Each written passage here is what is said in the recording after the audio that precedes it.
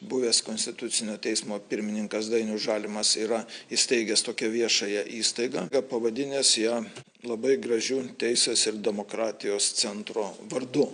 Pagal įstatus jis sakė, rūpinsis žmogaus teisių gynimais ir panašiais dalykais Baltarusijoje. Kilni misija kaip Konstitucinio teismo pirmininkui. Ir naujais metais būna stebuklų, jūs įsiregistruotumėt viešą įstaigą ir nei iš šio, nei iš to gautumėt 100 000 eurais. Taip nutiko Dainiui Žalimui, kuris šitą paramą dar iš JAV valstybės departamento gavo ar ne 30 000. Riomerio universitetas kažką ten įmetė, dar kažkas. Vienu žodžiu, žmogus, o taip, 1-2 ir turiu pinigų. Darbuotojas vienintelis, direktorius Dainius Žalimas ir staiga pasipila 100 000, 10-100 000 į sąskaitą. Paaiškėjo, kad jis gauna Lietuvos užsienio reikalų ministerijos lėšas skirtas šiai veiklai, tai bent jau parašyta, per taip vadinamą paramos ir labdaros fondą, kurį dabar klausykitės atidžiai 20 metų spalio pradžioje, po to, kai Tėvynės sąjunga paaiškėjo, kad laimi 2020 metų Seimo rinkimus, ėmė ir atidarė. Ir atidarė šitą fondą tokia kita viešoji įstaiga Rytų Europos studijų centras. Dėl šitų užsienio reikalų ministerijos lėšų, švelniai patarius, švaistimo buvo pradėtas ikiteisminis tyrimas, kurį gruodžio mėnesį gavau pranešimą, kaip pareiškėjas, vis tik Vilniaus apygardos prokuratūra nutarė nutraukti. Prokuroras Tomas Sungaila. O kodėl jis nutrauktas, jeigu paaiškėjo akivaizdus dalykai? Šitas paramos ir labdaros fondas įkurtas, kai jau buvo aišku, kas laimėjo rinkimus ir matyt Gabrielius Landsbergis jau žinojo savo būsimą postą, tik tai mums kažkodėl Lietuvos žmonėm nesakė, kad bus užsienio reikalų ministrų. Šitas fondas pradėjo tranžirinti pinigus. Teisingiau, užsienio reikalų ministerija pradėjo švaistyti pinigus. Įmetė šitam labdaros fondui, kuriame dirbo vienintelė darbuotoja, direktorė Anastasija Stefanovič. Ir pradėjo mokėti užsienio reikalų ministerijos paraiškomis, mūsų Lietuvos finansų ministerija, taip vadinamus savanoriškus įnašus šito paramos ir labdaros fondo veiklai. 300 000, 100 000, 300 000, 260 000 ir taip toliau ir taip toliau. Prokurorai kažkodėl ne visomis įplaukomis domėjosi, tik kai kuriomis. Man labai patiko liudytojos apklausa. Ta vienintelė liudytoja, sprendžiant iš prokuroro nutarimo, direktorė fondo Anastasija Stefanovič apklausė vis tik šitam ikiteisminiam tyrime. Ir ką sužinojom? Jinai moteriškė atvirai prisipažino, nežinau, jinai iš Baltarusijos, Ukrainos ar iš Lietuvos, atvirai prisipažino, ne jinai vienintelė darbuotoja fondo vykdė realią veiklą. Jinai tik tai pasirašinėjo popieriukus, ataskaitas priimdavo ir panašiai. Bet visą veiklą spręsti, kam pinigų skirti, kontroliuoti, ar tinkamai naudojami pinigai, tai darė šito fondo valdyba, kurią steigėjas Rytų Europos studijų centras surikiavo. Tai yra 2 užsienio reikalų ministerijos darbuotojai, atstovai, kurių prokuroras neišdrįso viešam nutarime dokumente įvardinti, kas tie švaistytojai yra. Vienas Lietuvos vyriausybės kanceliarijos atstovas, jau 3, iš viso 5, neįvardintos kažkokios nevyriausybinės organizacijos, neįvardintas atstovas, prokuroras Bailys, jisai bijo viešam nutarime įvardinti, kas ten tuos pinigus skirsto, kokie ten asmenys, ir jokių įtarimų jam nepareiškia. Ir ta vargšė Anastasija Stefanovič, vienintelė darbuotoja ir direktorė. Taigi, tuos pinigėlius pašvaistė, visą tai patvirtino ir Lietuvos vyriausybės kanceliarija, kad taip yra, ir užsienio reikalų ministerija. Ir klausimas dabar yra toks. Tame prokuroro nutarime yra įvardinti pažeidimai. Pavyzdžiui, skiria 3 ar 4 ten tokiom viešosiom įstaigom ir panašiom, kurių beje dauguma įkurta vėlgi taip pat po Tėvynės sąjungos iškilaus laimėjimo 20 metų Seimo rinkimuose.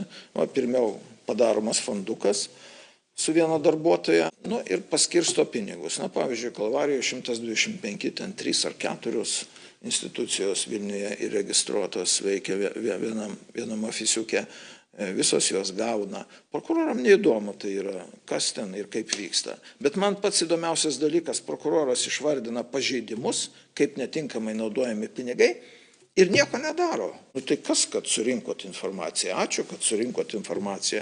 Šiandien mes matom, kaip Gabrieliaus Landsbergio vadovaujama ministerija iš anksto pasiruošė instrumentukus, primityviausius instrumentukus, kaip švaistyti užsienio reikalų ministerijai skirtas lėšas. Ir niekas nieko nevertina. Tarp kitko, yra pasakyta, kad skiria kažkokia ukrainietiškam fondui, ar Dievas žino, kas ten toks įvardintas pavadinimas, bet vargšė prokuratūra prisipažįsta, kad jiem nepavyko jokios informacijos gauti apie šitą juridinį asmenį Ukrainoje veikiantį. O tai iš kur Gabrielius Landsbergis gavo ir žino, kaip čia Audrio dabar suprasti.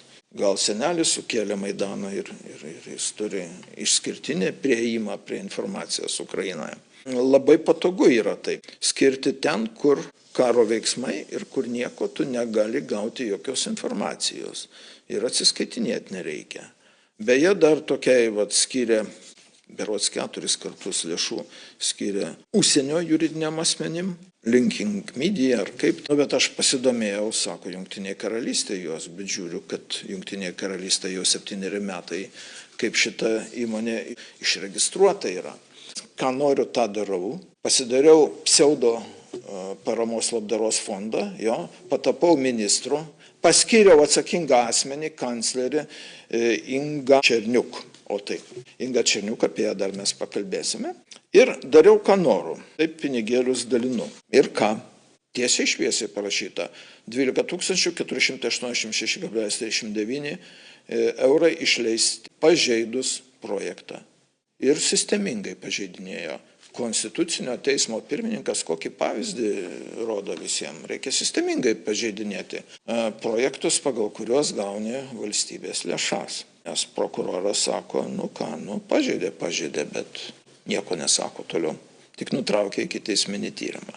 Bet didžiausias stebuklas yra tai, pasižiūrėjau, Dainius Žalimas tapo dėka rinkėjų pasitikėjimo Laisvės partijos atstovas, patapo Europos parlamento nariu. Irgi žiūriu, kad gruodžio 11 jau keičiantis valdžiai Lietuvoje vyriausybei, šitas fondas susirinkęs JAV valstybės departamento, Lietuvos biudžeto lėšų, universiteto ir taip toliau, uždarinėjimas, likviduojamas.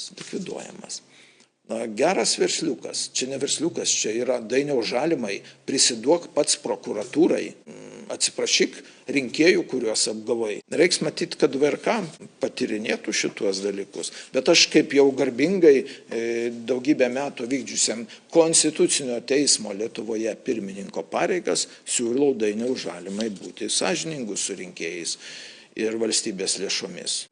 Grąžinti valstybei šitas lėšas. Dabar, kol dar būsite europarlamentarų, VRK, kol nepriims sprendimo, dar gal turit šansų kažkiek sugrąžinti lėšų iš europarlamentaro atlyginimo. Noriu patikslinti, kai tu pristatai temą ir sakai, kad čia švaistimas, bardakas kažkoks ir dėl to taip su tais suderintas pasisavinimas. Taip, tai yra puikiai organizuotas pinigų įsisavinimas, pavadinkim. Kitaip tariant, tai yra jau taip liaudiškai tariant, tai yra vagystės. Tai nieko bendro neturi ten su kažkokiais naudingai panaudotais pinigais valstybei. Tau sirena atėjo. Jau puola? Tai jau puola kažkoks pavojus. Gerai, ginsimės. Taigi, čia žodžiai išvaistyti, o dabar mane puola. Taip, pažiūrėk, čia puola. Kas dar pašnekės, tas irgi bus. Naktį, ne, čia tik vėjas, čia dar nieko tokio. Grįžtam prie Žalimo. Reikia suprasti vieną paprastą dalyką, kad tai, kad tu čia palėtė ir kokius dokumentus dabar gavai, ir mes matome, kad šitas, kaip ten tas demokratijos Žalimo centras yra likviduojamas. Visas ploštas. Jisai buvo įsteigtas 21 metų Liepos mėnesį. Praėjus vos 3 metam šitas centras likviduojamas, Žalimo demokratijos centras, kuris turėjo apginti Baltarusijos demokratiją, be abejo, kyla klausimų. Šiaip man viskas aišku.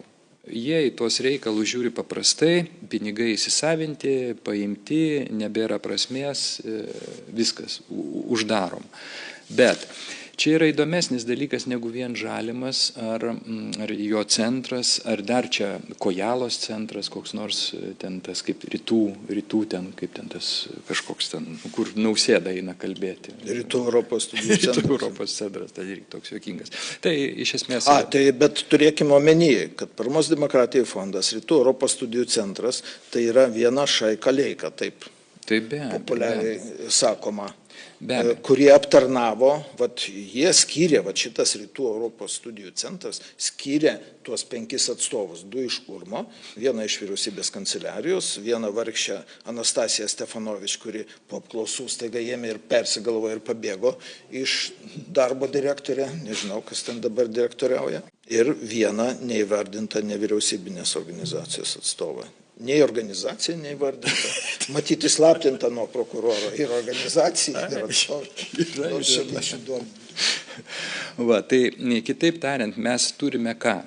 Mes turime labai gerai organizuotą nusikalstamumą, puikiai veikiančias schemas. Juk nesunku suprasti, kad tai, ką mes dabar čia palėtėm, apie ką šiandien kalbam, yra tik dalelė viso šito.